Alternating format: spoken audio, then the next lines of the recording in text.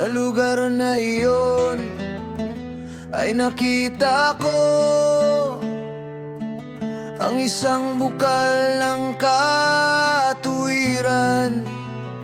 na hindi kailanman naubos, na napapaligiran ng maraming bukal ng karunungan.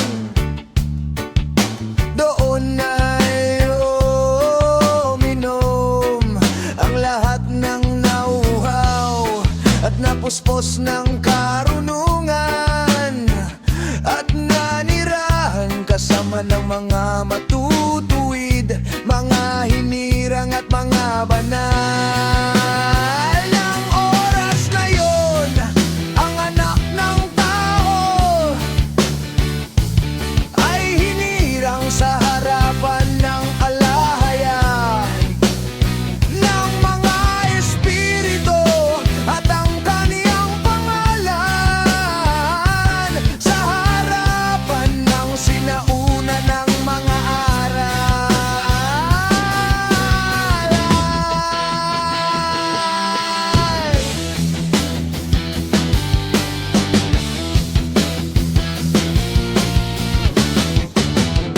Bago palikhain ang araw at ang mga tanda, bago pa mabuo ang mga bituin sa langit, ang kanyang pangalan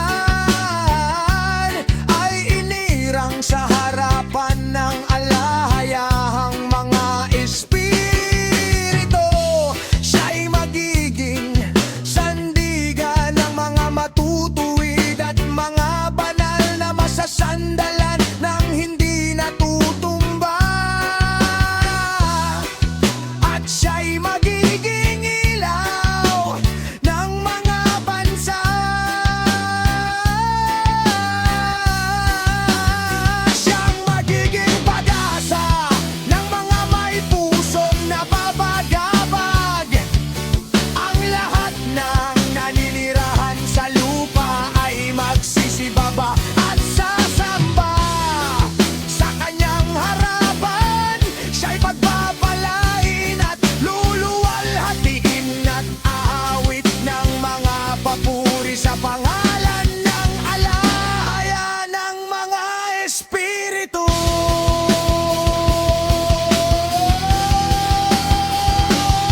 Kaya't ang hinirang at ang nakatago ay umiral sa kanyang harapan bago pa nilikha ang sanlibutan magpakailanman.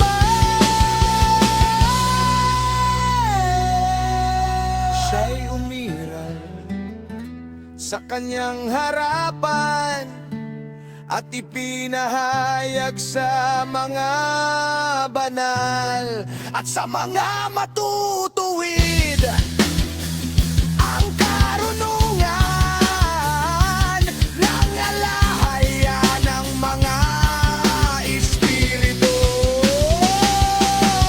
Sapagkat ganiyang hinirangan ang bahagi ng mga matutuwid, dahil kinabuotan at tinanggihan nila ang sanlibutan ito ng kasamaan, at kanilang kinaiinisan ang lahat ng gawa at pamamaraan nito sa pangalan ng Yahweh ng mga espiritu.